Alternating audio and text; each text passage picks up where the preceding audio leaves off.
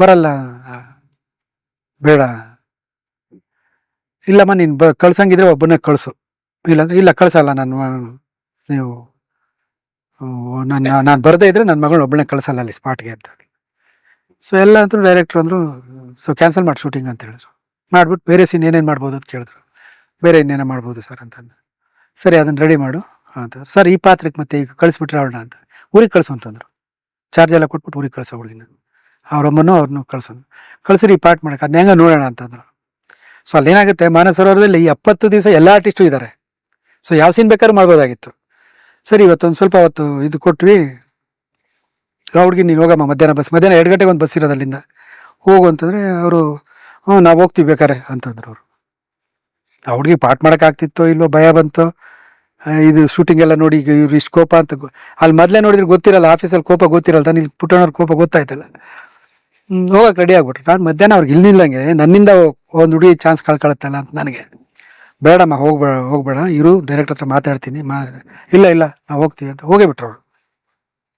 ಪಾಪ ತುಂಬ ಒಳ್ಳೆಯವರು ಅವರು, ಅವ್ರ ತಾಯಿ ಒಳ್ಳೆಯವರು, ಆ ಹುಡುಗಿರು ಒಳ್ಳೇದು. ಬಟ್ ಆ ಮೂಮೆಂಟ್ ಗೊತ್ತಿಲ್ಲ ಅದೇನೋ ಆಯ್ತಂತ ಇದಾರೆ ಅನ್ಸುತ್ತೆ. ಆಮೇಲೆ ಒಂದಷ್ಟು ಪಾರ್ಟ್ ಮಾಡಿದ್ಲ ಹುಡುಗಿ. ಈ ಗುಜ್ಜಾರ್ ಅಂತ ಇದ್ರಲ್ಲ ಡೈರೆಕ್ಟ್ರು, ಅವ್ರ ಸಿನಿಮಾದಲ್ಲಿ ಯಾವುದೋ 1-2 ಮಾಡಿದ್ರು, ಆ ಥರದ್ದೇನೋ ಆಯ್ತದು. ನಮ್ಮ ಸಿನಿಮಾದಲ್ಲಿ ಅದ್ರಲ್ಲಿ ಮಾಡಲಿಲ್ಲ, ವಾಪಸ್ ಬಂದೇ ಬಿಟ್ರದು. ಆಮೇಲೆ ತಿರ್ಗಾ ಬೇರೆ ಸೀನ್ಗಳೆಲ್ಲ ಮಾಡಿದ್ವಿ, ಯಾರು ನೋಡ್ಕೋದು ಅಂತ. ಸೊ ಆ ಹುಡುಗಿ ಪಾರ್ಟ್ಗೆ ರೇಖಾರಾವ್ ಬೇರೆ ಪಾರ್ಟ್ ಮಾಡ್ಬೇಕಾಯ್ತು, ರೇಖಾರಾವ್ನ ಹಾಕೋಣ ಅಂತ ಹೇಳ್ಬಿಟ್ಟು ಡ್ರೆಸ್ ಎಲ್ಲ ಚೇಂಜ್ ಮಾಡಿಸಿದ್ವಿ. ಮಾಡಿಕೊಂಡು ಆ ಹುಡುಗಿನ ಶೂಟಿಂಗ್ ಮಾಡಿಬಿಟ್ವಿ ಸಾಂಗು. ಈ ಹುಡುಗಿ ಮಾಡ್ಬೇಕಾಯ್ತು, ರೇಖಾರಾವ್ ಮಾಡಿದ್ರು. ರೇಖಾರಾವ್ ಬೇರೆ ಪಾರ್ಟಿಗೆ ಬಂದಿದ್ರು. ಸೊ ಡ್ರೆಸ್ ಎಲ್ಲ ಚೇಂಜ್ ಮಾಡಿಸಿ ಒಂದು ಮಧ್ಯಾಹ್ನದ ಅಷ್ಟೊತ್ತಿಗೆ ರೆಡಿ ಆಯಿತು ಡ್ರೆಸ್ ಎಲ್ಲ. ಅಷ್ಟೊತ್ತಿಗೆ ಸ್ವಲ್ಪ ಬಿಸಿಲು ಬಂದು ಜಾಗನೂ ಚೆನ್ನಾಗಾಯಿತು, ಹೋಗಿ ಶೂಟ್ ಮಾಡಿದ್ವಿ. ಸಾಂಗ್ ಶುರು ಮಾಡ್ಕೊಂಡ್ವಿ. 2 ದಿನದಲ್ಲಿ ಏನು ಮಾಡೋದು ಗೊತ್ತಿಲ್ಲ.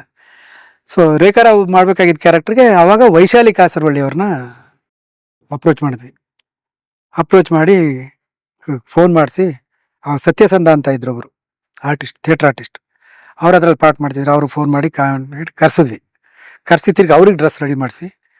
ಸೊ ಆ ಹುಡುಗಿ ಬಂದ್ಲು, ಅರ್ಧದಲ್ಲಿ ಬಂದ್ಲು. ಅದು ಪೇಪರಲ್ಲೆಲ್ಲ ಬೇರೆ ಥರನೇ ಬರೆದ್ಬಿಟ್ರು. ಪುಟ್ಟಣ್ಣವ್ರದ್ದು ಇದರಲ್ಲಿ ಶೂಟಿಂಗಿಂದ ಈಚೆ ಬಂದ್ಬಿಟ್ರು ಆ ಹುಡುಗಿ. ಆ ಸೀನ್ ಅದೆಲ್ಲ ಆ್ಯಕ್ಚುಲಿ ಆಗಿದ್ದು ಘಟನೆ ಇದು, ನಮ್ಮಿಂದ ಆಗಿ ಜಗಳ ಆಗಿ ಆಚೆ ಹೋಗಿದ್ದು. ಸೊ ಹಿಂಗೆ ಶೂಟಿಂಗ್ ಅವಾಗ ಏನೋ ತೊಡಕಾಗೋದು. ಮಧ್ಯೆ ಒಂದ್ಸರಿ ಶ್ರೀನಾಥ್ ಅವ್ರದ್ದು ಮನೇಲಿ ಇಲ್ಲೇನೋ ಪ್ರೋಗ್ರಾಮ್ ಇದೆ ಅಂತ ಒಂದು 5 ದಿವಸ ಇವರೆಲ್ಲ ಬಂದುಬಿಟ್ರೆ ಅಲ್ಲೇನು ಶೂಟಿಂಗೇ ಇರ್ತಿರ್ಲಿಲ್ಲ. ಹೆಚ್ಚು ಕಮ್ಮಿ ಎಲ್ಲ ಸೀನಲ್ಲೂ ಶ್ರೀನಾಥ್ ಇದ್ರು ಅದರಲ್ಲಿ. ಅವಾಗ ಶೂಟಿಂಗ್ ನಿಲ್ಸಿದ್ವಿ. ಎಲ್ಲರೂ 70 ಜನ ಅಲ್ಲೇ ಇದ್ವಿ. 70 ಜನ ಊಟ ತಿಂಡಿ ಮಾಡ್ಕೊಂಡು ಅವ್ರಿಗೆಲ್ಲ ಬಾಟ ಕೊಟ್ಕೊಂಡು ಹಂಗೆ ಕಾಲ ಹಾಕ್ಕೊಂಡಿದ್ವಿ. ಅಲ್ಲಿ ಪದ್ಮಾವಸಂತಿಗೆ ಚಪ್ಪಲಿ ಇಲ್ಲದೆ ಓಡಾಡಬೇಕಾಗಿತ್ತು. ಓಡಾಡಿ ಕಲ್ಲು ಹೊತ್ಬಿಟ್ಟು ಕಾಣಿ ಇಷ್ಟಪ್ಪ ಹಾನಿ ಆಗೋಯ್ತು, ನಡೆಯೋಕ್ಕೆ ಆಗ್ತಿರ್ಲಿಲ್ಲ. ಅದನ್ನ ಆಪ್ರೇಟ್ ಮಾಡೇ ತೆಗಿಬೇಕಾಗಿತ್ತು. ಅದಕ್ಕೊಂದ್ಸರಿ ಬೆಂಗಳೂರಿಗೆ ಬಂದರು ಒಂದು 3 ದಿವಸ. ಆವಾಗ ಒಂದು 2-3 ದಿನ ಶೂಟಿಂಗು ಸರಿಯಾಗಿ ಆಗಲಿಲ್ಲ. ಸೊ ಸುಮಾರು ದಿನ ಅಲ್ಲಿ ಒಂದು 10-15 ದಿನ ಶೂಟಿಂಗ್ ಆಗದೇನೆ ಎಲ್ಲರೂ ಕುತ್ಕೊಂಡು ಕಾಲ ಹಾಕಿದ್ದೀವಿ ಅಲ್ಲಿ. ಆ್ಯಕ್ಟಿಂಗು ಹೊಸಬ್ರೆ, ಕಷ್ಟ ಇತ್ತು. ಬಟ್ ಡೈರೆಕ್ಟ್ರ್ ಏನು ಹೇಳ್ತಾರೆ ಅದನ್ನು ಮಾಡಿದ್ರು. ಒಂದೊಂದ್ಸರಿ ಬೈಸ್ಕೊಂಡಿದ್ದಾರೆ ಸಿಕ್ಕಾಬಟ್ಟೆ. ಒಂದ್ಸರಿ ನನಗೆ ಸಾಯಂಕಾಲ ಈವ್ನಿಂಗ್ ಬ್ರೇಕ್ ಮಾಡ್ತೀವಲ್ಲ, ಬ್ರೇಕ್ ಆಯಿತು, ಒಂದು ಸೀನ್ ತೆಗಿಬೇಕಾಗಿತ್ತು. ಡಾಕ್ಟ್ರ್ ಹತ್ರ ಆಗ್ತಾನೆ ಇನ್ನೂ ಹುಚ್ಚು ಸ್ವಲ್ಪ ವಾಸಿ ಆಗ್ತಾ ಇರುತ್ತೆ, ನೀವು ವಾಪಸ್ ನಿಮ್ಮ ಮನೆಗೆ ಹೋಗೋದ್ರೆ ಹೋಗಲ್ಲ, ನಮ್ಮ ಅತ್ತಿಗೆ ಬೈತಾಳೆ, ನನ್ನ ಹೊಡಿತಾಳೆ, ನಾನು ಊಟ ಮಾಡಿದ್ರೆ ಇಷ್ಟಿಷ್ಟು ತಿಂತೀಯ ಅಂತ ಬೈತಾ ಇರ್ತಾರೆ ಯಾವಾಗ್ಲೂ. ನಂಗೆ ಇದೇ ಆಗಲ್ಲ, ನಾನು ಹೋಗಲ್ಲ. ಇವ್ರು ಡಾಕ್ಟ್ರು ತುಂಬ ಚೆನ್ನಾಗಿ, ಅದಕ್ಕೆ ನಾನು ಹಂಗೆ ಅಂತ ಎಲ್ಲ ಹೇಳ್ತಿರ್ತಾಳೆ. ಆ ಸೀನು ಎಮೋಷನಲಾಗಿ ಹೇಳ್ಬೇಕು ಅವಳು. ಆ ಅತ್ತಿಗೆ ಟಾರ್ಚರ್ ಮಾಡ್ತಾಳೆ ನನ್ನ, ಇಷ್ಟಿಷ್ಟು ತಿಂತೀಯ ನಿಂಗೆಲ್ಲ ಕೈ ತೋರಿಸ್ಕೊಂಡು ಹೇಳಬೇಕು. ಇಲ್ಲ ಇಬ್ಬರೇ, ಈ ಕಡೆ ಶ್ರೀನಾಥ್ ಕೂತಿದ್ದಾರೆ, ಈ ಕಡೆ ಇವಳಿದ್ದಾಳೆ, ಇಲ್ಲಿ ಕ್ಯಾಮ್ರಾ ಇದೆ, 2 ಶಾಟು. ಹೇಳಬೇಕು, ಹೇಳ್ತಾರೆ, ಏನು ಹೇಳ್ತಾರೆ ಹೇಳಿಲ್ಲ. ಪಾಪ ಮಾಡ್ತಾ ಇದ್ದಾರೆ ಅವ್ರದ್ದು she was trying like anything, but ಅದಾಗ್ತಿಲ್ಲ. ಅದು ಡೈರೆಕ್ಟ್ ಏನು ಅನ್ಕೊಂಡಿದ್ದಾರೆ, ಆ ಎಮೋಷನ್ ಬರ್ತಿಲ್ಲ. ಯಾಕಂದ್ರೆ ಕ್ಲೋಸ್ ರೇಂಜಲ್ಲಿ ಇದ್ದಾರೆ, ಬರೀ 2 ಇದ್ದಾರೆ ಅದು. ಸೊ ಸಡನ್ನಾಗಿ ಇವ್ರು ಆಕ್ಟ್ ಮಾಡಿ ತೋರಿಸ್ತಾ ಇದ್ದಾರೆ ಪುಟ್ಟಣ್ಣವ್ರು. ಕೈ ಇಟ್ಕೊಂಡು ಹಿಂಗೆ ಅನ್ಬೇಕು, ಹಿಂಗೆ ಬರಬೇಕು ಅಂತ ಆಗಲಿಲ್ಲ. ಫಟ್ ಅಂತ ಒಂದು ಕೊಟ್ರು. ಅದು ಇಂಟೆನ್ಷನಲ್ಲೂ ಅಲ್ಲ, ಹೊಡಿಬೇಕಂತ ನಾನು ಫಟ್ ಅಂತ ಒಂದು ಕೊಟ್ರು. So immediate next take okay ಆಗೋಯ್ತು.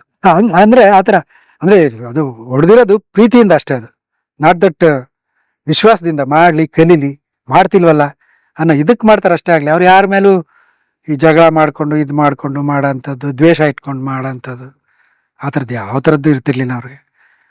ಹಂಗೆ ಅದನ್ನ ಎಲ್ಲರೂ ದೊಡ್ಡದಾಗಿ ನೋಡಿರ್ತಾರಲ್ಲ, 100 ಜನ ನೋಡಿರ್ತಾರಲ್ಲಿ ಹೊಡೆದಿರೋದನ್ನ. ಪುಟ್ಟಣ್ಣವ್ರು ಹೊಡಿತಾ ಇದ್ರು. ಆ ಥರ ಇರುತ್ತೆ. ಹಂಗೆ ನೋಡಿದ್ರೆ ಒಂದು ಶಾರ್ಟು ಕಾಲೇಜ್ ರಂಗದಲ್ಲಿ ಕೆಲಸ ಮಾಡ್ಬೇಕಾದ್ರೆ ಒಂದು GK ಗೋವಿಂದರಾವ್ ಜೊತೆಗೆ ಎದುರುಗಡೆ ಇವರು ಲೀಲಾವತಿ ಅವರು ಪಾಠ ಮಾಡ್ತಿದ್ರು. ಬೆಳಿಗ್ಗೆ ಶುರು ಮಾಡಿದ್ವಿ ಅಲ್ಲಿ A ಫ್ಲೋರಲ್ಲಿ ಒಂದು ಶಾರ್ಟು. ಇವರಿಬ್ರು ಹಿಂಗೆ ಕೈಯಲ್ಲಿ ಇಟ್ಕೊಂಡು ಇವರೇನೋ ಜಗಳ ಆಡ್ತಿರ್ತಾರೆ. ಆಯಮ್ಮ ಮನೇಲಿ ಲಂಚ ತಗೊಳಕ್ಕೆ ಯಾವಾಗಲೂ ಎನ್ಕರೇಜ್ ಮಾಡ್ತಿರ್ತಾರೆ. ಆ ಒಂದು ಎಮೋಷನ್ ಸೀನ್ ಹಿಂಗಿಟ್ಟು ಹಿಂಗೆ ಕ್ಯಾಮ್ರಾ ಹಿಂಗೆಲ್ಲ ಮಾಡೋಕೆ ಮಾಡ್ತಿದ್ದಾರೆ. ಅದು ಟೇಕ್ ಮೇಲೆ ಟೇಕು 15-20 ಟೇಕ್ ಆಗಿ ಡೈರೆಕ್ಟರ್ 20 ಟೇಕ್ ನಂಬರ್ 20 ಅಂತ ಬರಿಬೇಡ, ತಿರ್ಗಾ 1 ಅಂತ ಬರಿ ಅಂತೆಲ್ಲ ಹೇಳಿ ಸೊ ಮಾಡಿ ಸಾಯಂಕಾಲ 6 ಗಂಟೆ ಆದ್ರೂ ಬೆಳಗ್ಗೆ ಶುರು ಮಾಡಿದ್ದು 1 ಟೇಕ್ ಮಾಡೋಕ್ಕಾಗಲಿಲ್ಲ ಲೀಲಾವತಿ ಅವ್ರಿಗೆ. ಇದಾಗ್ಬಿಟ್ರು. ಹೋಗ್ತಾ ಹೋಗ್ತಾ ಟೇಕ್ ಜಾಸ್ತಿ ಆಗ್ತಾ ಒಂಥರ ಕಾಶಿಯಸ್ ಆಗ್ಬಿಟ್ರು. ಲೀಲಾವತಿ ಅವರು ಒಂಥರ ನರ್ವಸ್ ಆಗಿದ್ರು. ಅಷ್ಟು ಸೀನಿಯರ್ ಆರ್ಟಿಸ್ಟು, ಪುಟ್ಟಣ್ಣವ್ರ ಜೊತೆಗೆ ಅಷ್ಟು ನಾಗರಾವು, ಗೆಜ್ಜೆ ಪೂಜೆ ಆ ಥರದ್ದು ಎಷ್ಟೊಂದು ಸಿನಿಮಾ ಮಾಡಿದ್ರು ಅವ್ರ ಜೊತೆಗೆ. ಅದು ಅವರು ಹೇಳ್ಕೊಡ್ತಾ ಇದ್ದಾಗ ಅವ್ರಿಗೆ ಮಾಡಕ್ ಆಗದೆ ಇದ್ದಾಗ ಎಲ್ಲ ಒಂದ್ ಕಡೆ ತೆಗೆದಾಗ ಆರ್ಟಿಸ್ಟ್ಗಳು ಇದಾಗ್ತಾರೆ, ಕಾನ್ಶಿಯಸ್ ಆಗ್ತಾರೆ. ಆಗಲ್ಲ. ಹಂಗಾಗಿ ಪದ್ಮಾವಸಂತಿ ಹಂಗೆ ಮಾಡಿಲ್ದೇನೆ ಇಲ್ಲ ಏನಿಲ್ಲ ಒಂಥರ ಮಾಡ್ಕೊಂಡು ಅವ್ರು ಏನೋ ಡೈಲಾಗು ತೊದಲಿದ್ರು, ಅದನ್ನೇ ಇವ್ರ ಹತ್ರ ಹಾಸ್ಯ ಥರ ಹೇಳ್ಬಿಟ್ರು. ಅವ್ರು ಇನ್ನೂ ಕಾನ್ಶಿಯಸ್ ಆಗೋಯ್ತು. ತಿರುಗಿ ಸಾಯಂಕಾಲ ಬ್ರೇಕ್ ಆದ್ಮೇಲೆ ಆಮೇಲೆ ಟೇಕ್ ಓಕೆ ಆಯ್ತು. ಇಡೀ ದಿನ ಒಂದೇ ಟೇಕ್, ಒಂದೇ ಶಾಟ್. ಆ ಥರದ್ದು ಆಗಿದೆ. ಒಂದ್ಸರಿ ಈ ರಾಮಕೃಷ್ಣಂಗೆ ಆ ಥರದ್ದಾಗಿತ್ತು. ಪಳವಳ್ಳಿ ಪಾಂಡವ್ರು ಮಾಡ್ಬೇಕಾರೆ ಊಟದ ತನಕ ಒಂದು ಶಾಟ್ ಓಕೆ ಆಗಿರ್ಲಿಲ್ಲ. ಆ ಎಮೋಷನ್ ಯಾವುದೋ ಒಂದು ಅದರಲ್ಲಿ. ಸೊ ಆ ಥರದ್ದು ಕೆಲವು ಸರಿ ಹಂಗೆ ಆಗ್ಬಿಡ್ತಾರೆ ಆರ್ಟಿಸ್ಟು. ಈಗ ಇವರು ಒಂದು 4-5 ಸರಿ ಹೇಳ್ತಾರೆ, ಆಗದೆ ಇದ್ದಾಗ ಒಂದ್ಸಲ ಕೋಪ ಮಾಡ್ಕೋತಾರೆ. ಇವ್ರು ಒಂದ್ಸಲ ಕೋಪ ಮಾಡ್ಕೊಂಡು ಅವ್ರಿಗೆ ಕಾನ್ಶಿಯಸ್ ಆಗ್ತಾರೆ. ಆ ಥರದ್ದು ಇನ್ಸಿಡೆಂಟ್ಗಳಾಗಿದೆ. ಅದು ಎಂಥದ್ದಿಲ್ಲ, ಇಮಿಡಿಯೇಟ್ ಅಷ್ಟೇ ಗಂಭೀರವಾಗಿ ಮಾಡಿಬಿಟ್ಲು. ಆಮೇಲೆ she was totally down to earth ಹುಡುಗಿ ಅವಾಗ. ಅಲ್ಲ, ಇವಾಗಲೂ ಡೌನ್ ಟು ಅರ್ತ್ ಇದ್ದಾರೆ ಅವರು. ತುಂಬ ತುಂಬ ಕಷ್ಟಪಡೋದು. ಹೇಳಿದ್ರೆ ಬೆಳಗ್ಗೆ ರೆಡಿಯಾಗಿ ಬಂದು ಆ ಕಾಲಲ್ಲಿ ಆಣಿ ಆಗಿರೋದನ್ನ ಹೇಳಿಲ್ಲ ಅಷ್ಟು ದಿವಸ. ಅದು ಹೇಳ್ದೆ ದೊಡ್ಡದಾಗಿ ಗಾಯ ಆಗ್ಬೋಗಿತ್ತು. ಆ ಕಲ್ಲು ಮುಳ್ಳು ಆ ಹುಚ್ಚಿ ಅಲ್ವಾ ಓಡಿಸೋರು ಡೈರೆಕ್ಟ್ರು. ಓಡ್ಬೇಕಾದ್ರೆ ಇನ್ನೂ ಜಾಸ್ತಿ ಆಗುತ್ತೆ.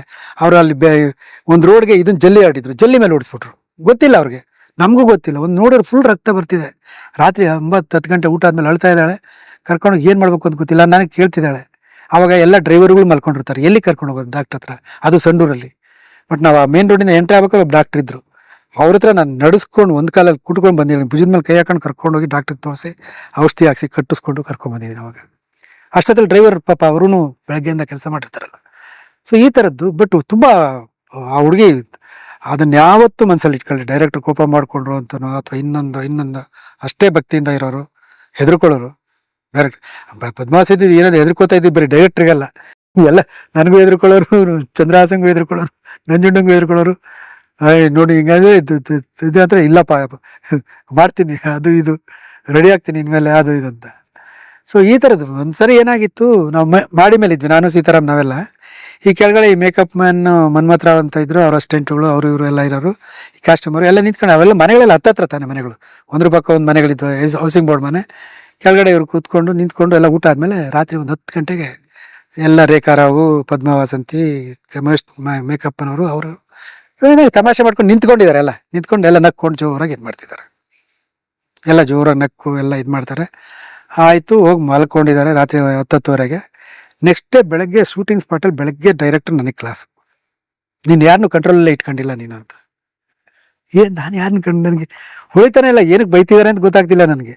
ಒಂದು ಹಿಡ್ತಾ ಇಲ್ಲ ನಿನಗೆ ಯೂನಿಟ್ ಮೇಲೆ ಕಂಟ್ರೋಲ್ ಇಟ್ಕೋತಿಲ್ಲ. ಅದು ಇದು ಹೆಂಗೆ ಅದು ಸರ್? ಇಲ್ಲ ಸರ್, ಏನಾಯ್ತು ಸರ್ ಅಂತ ಕೇಳಿದ್ರೆ, ಅಲ್ಲ ರಾತ್ರಿ 10:30 ತನಕ ಇವರೆಲ್ಲ ಆಟೆ ಹೊಡ್ಕೊಂಡು ಅಲ್ಲೆಲ್ಲ ಶಬ್ದ ಮಾಡ್ಕೊಂಡು ಎಲ್ಲರಿಗೂ ಕೆಳಗೆ ಗಲಾಟೆ ಮಾಡ್ಕೊಂಡು ಎದ್ದಿದ್ರೆ ಬೆಳಗ್ಗೆ ಎದ್ದೇಳೋದು 4-5 ಗಂಟೆಗೆ ಎದ್ದೇಳಬೇಕು ಮೇಕಪ್ ಹಾಕೊಳ್ಳೋಕ್ಕೆ ಶೂಟಿಂಗ್ ಹೋಗ್ಬೇಕಾರೆ. ಸೊ ಹೆಂಗೆ ಫ್ರೆಶ್ ಆಗಿರ್ತಾರೆ, ಶೂಟಿಂಗ್ ಹೆಂಗೆ ಚೆನ್ನಾಗುತ್ತೆ. ಅವ್ರು ಬೆಳಗ್ಗೆ ಫ್ರೆಶ್ ಆಗಿ ಕಾಣಬೇಕು ಅಂದರೆ ರಾತ್ರಿ ಕರೆಕ್ಟ್ ಟೈಮಿಗೆ ಮಾಡ್ಕೊಂಡು ನಿದ್ದೆ ಮಾಡ್ಬೇಕಲ್ವ. ಅವ್ರು ನಿದ್ದೆ ಮಾಡೋದಲ್ಲದೆ ಬೇರೆಯವ್ರಿಗೂ ತೊಂದರೆ ಆಗ್ತಿರ್ಲಿಲ್ಲ, ನನಗೆ ಡಿಸ್ಟರ್ಬ್ ಆಗಿದೆ. ನಮ್ಮ ಮನೆಗೆ ಕೇಳಿಸ್ತಾ ಇತ್ತು, ಅವ್ರು ದೂರ ಇತ್ತು, ನಾವೆಲ್ಲ ಇದ್ದಿದ್ದ ಕಡೆಗಿಂತ ಡೈರೆಕ್ಟ್ ಸಪ್ರೇಟಾಗಿ ಮೆಸ್ ಎದುರುಗಡೆ ಇತ್ತು ಅವ್ರದ್ದು. ಡಿಸ್ಟರ್ಬ್ ಆಗುತ್ತೆ ಅದೆಲ್ಲ. ನೀನು ಕಂಟ್ರೋಲ್ ಇಟ್ಕೋಬೇಕು, ನೀನು ಭಯ ಇಟ್ಕೊಂಡಿಲ್ಲ ಯಾರು. ಸೊ ಹಂಗೆ ಹೇಳಿದ್ಮೇಲಂತೂ ಇನ್ನೂ ನಮಗೆ ಭಯ ಇಟ್ಕೋಬೇಕು ಅಂತ ಎಲ್ಲರೂ ಒಂಥರ ಭಯ ಪಟ್ಕೊಳ್ಳೋರು ಅವಾಗ. ಅದು ಚೆನ್ನಾಗಿ ಆಯಿತು ಸಿನಿಮಾ.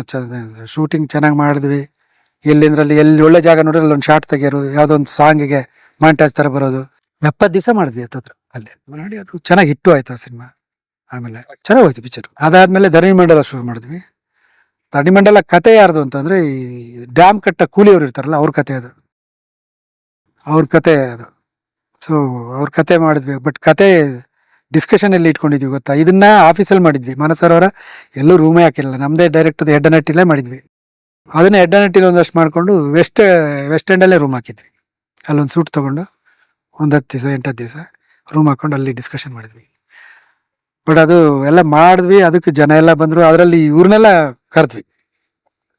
ಗುಡ್ಗೇರಿ ಬಸವರಾಜು ಅವಾಗಿಂದ ಟಚ್ಚಲ್ಲಿದ್ದರು. ಅಣ್ಣ ಏನಾರು ಮಾಡೋಣ ಅಂತ ಡೈರೆಕ್ಟರ್ ಹತ್ರ ಬರೋರು. ನಿಮ್ ಬೇಡಿ, ನಾನು ನೀವು ಸಿನಿಮಾ ನೀವು ಪ್ರೊಡ್ಯೂಸ್ ಮಾಡಿ ನಾನು ಮಾಡೋಕ್ಕಾಗುತ್ತಾ ಇಲ್ವಾ, ಇದರಲ್ಲಿ ಒಂದು ಸಣ್ಣ ಪಾರ್ಟ್ ಇದೆ, ಚೆನ್ನಾಗಿದೆ ಪಾರ್ಟು, ಬನ್ನಿ ಕೊಡ್ತೀನಿ ಅಂತೇಳಿ ಒಂದು ದೊಡ್ಡ ಕಾಂಟ್ರಾಕ್ಟರ್, ಇದು ಒಂದು 2-3 ಸೀನಲ್ಲಿ ಬರ್ತಾರೆ ಅವ್ರು ಕರೆದು ಅವ್ರಿಗೆ ಪಾರ್ಟ್ ಕೊಟ್ವಿ. ಆಮೇಲೆ ಅದ್ರ ಲೊಕೇಶನ್ ಸೂಪ ಹತ್ರ ಸುತ್ತಮುತ್ತ ತುಂಬ ನೋಡಿದ್ವಿ. ಗುಲ್ಬರ್ಗ ಸುತ್ತಮುತ್ತ ಎಲ್ಲ ನೋಡಿದ್ವಿ. ವಾಡಿ ಮೈನಿಂಗ್ ಎಲ್ಲ ಇರುತ್ತಲ್ಲ, ಈ ಸ್ಲ್ಯಾಬ್ ಬರುತ್ತಲ್ಲ ಕಡ್ಪಕಲ್ಲು, ಅದರಲ್ಲೆಲ್ಲ ಮಾಡೋಣ ಅಂತ ನೋಡಿದ್ವಿ. ಅಲ್ಲೆಲ್ಲೂ ಸೂಟ್ ಆಗಲಿಲ್ಲ. ಕೊನೆಗೆ ಇದು ಸೂಟ್ ಆಯ್ತು, ಸೂಪ ಡ್ಯಾಮು, ಅಲ್ಲಿ ಮಾಡೋಣ ಅಂತ ಆಯಿತು. ಅಲ್ಲಿ ಬೆಳಗಾವಲ್ಲಿ ಹಾಲ್ಟ್ ಮಾಡ್ತಿದ್ವಲ್ಲ ಲೊಕೇಶನ್ ನೋಡೋಕೆ ಹೋದಾಗ, ಅಲ್ಲಿ ಇವ್ರದ್ದು ಚಂದೋಡಿ ಲೀಲಾ ಅವ್ರದ್ದು ಇದು ನಡೀತಾ ಇತ್ತು ಶೋ, ನಾಟಕ. ಅವ್ರ ನಾಟಕಕ್ಕೆಲ್ಲ ಹೋಗಿದ್ವಿ. ಆಮೇಲೆ ಅವ್ರು ನೋಡಿ ಮಾತಾಡಿದ್ಮೇಲೆ ಅವ್ರಿಗೊಂದು ಪಾರ್ಟ್ ಕೊಟ್ವಿ. ಆಮೇಲೆ ಬಂದು ಎಲ್ಲ ಆಯಿತು, ಶೂಟಿಂಗ್ ಎಲ್ಲ ಶುರುವಾಯಿತು. ಒಂದು ದಿವಸ ಅವ್ರಿಗೆ ರೇಖಾರಾವ್ ಇದಾರಲ್ಲ, ಅವ್ರ ತಾಯಿ ಪಾರ್ಟ್ ಕೊಟ್ಟಿದ್ವಿ ಆ ಧರಣಿಮಂಡಲದಲ್ಲಿ, ಲಂಬಾಣಿ ಹೆಂಗಸರು ಪಾರ್ಟು. ಆಮೇಲೆ ಮೇಕಪ್ ಎಲ್ಲ ಹಾಕಿ ರೆಡಿಯಾಗಿ ಶೂಟಿಂಗ್ ಮಾಡಬೇಕು. ಯಾಕೋ ಅವ್ರಿಗೆ ನಮ್ಮ ಡೈರೆಕ್ಟ್ರಿಗೂ ಇವ್ರದ್ದು ತುಂಬ ಚಿಕ್ಕದಾಗುತ್ತೆ ಪಾರ್ಟು ಅಂತ ಅಂದ್ಕೊಂಡು ಕೂತ್ಕೊಂಡು ಮಾತಾಡಿದ್ರು. ಈ ಥರ ಇದೆಮ್ಮ ಲೀಲಮ್ಮ ಅಂತಾರೆ, ಚಂದೋಡಿ ಲೀಲಮ್ಮ ಅಂತಾರೆ. ಅವ್ರಿಗೆ ಮೊದಲೇ ಎಲ್ಲ ಪರಿಚಯ ಇತ್ತು ಅನ್ಸುತ್ತೆ ಡೈರೆಕ್ಟ್ರಿಗೆ. ಈ ಥರ ಇದೆ, ಬಿಟ್ಟು ಬೀಳೋದು ಒಳ್ಳೇದು ನೋಡಿ ಅಂತಂದ್ರು. ಸರಿ ಸರ್, ಅವರು ಹಂಗೆ ಅಂದ್ಕೊಂಡ್ರು. ತುಂಬ ಚಿಕ್ಕದೋಗಿ ಮಾಡೋದು ಅಂದರೆ ತುಂಬ ಹೆಸರಿತ್ತು ಅವ್ರಿಗೆ, ತುಂಬ ನಾಟಕದ ಕಂಪ್ನಿ ಎಲ್ಲ ಮಾಡಿ ತುಂಬ ದೊಡ್ಡ ಹೆಸರಿತ್ತು. ಬೇಡ ಅಂತ ಅಂದ್ರು ಅವರು. ಮೇಕಪ್ಪು ಕಸ್ಟಮ್ ಹಾಕಿದ್ನ ತೆಗೆದ್ಬಿಟ್ಟು ಡೈರೆಕ್ಟ್ರ್ ಭಾಳ ಬೇಜಾರಾಯಿತು. ಆಮೇಲೆ ಇದು ಮಾಡಿದ್ವಿ, ಹೋದ್ರು. ಆ ಪಾರ್ಟೇ ಇಲ್ಲ ಸಿನಿಮಾದಲ್ಲಿ, ಇನ್ಯಾರನ್ನೂ ಆಲ್ಟರ್ನೇಟ್ ತಂದು ಹಾಕ್ಲೇ ಇಲ್ಲ ನಾವು ಅದಕ್ಕೆ. ಆ ಕ್ಯಾರೆಕ್ಟರ್ ಇಲ್ಲ ಅದರಲ್ಲಿ. ಅವ್ರು ಮಾಡಿದ್ರೆ ಅದೊಂದು ಕ್ಯಾರೆಕ್ಟರ್ ಇರ್ತಿತ್ತು.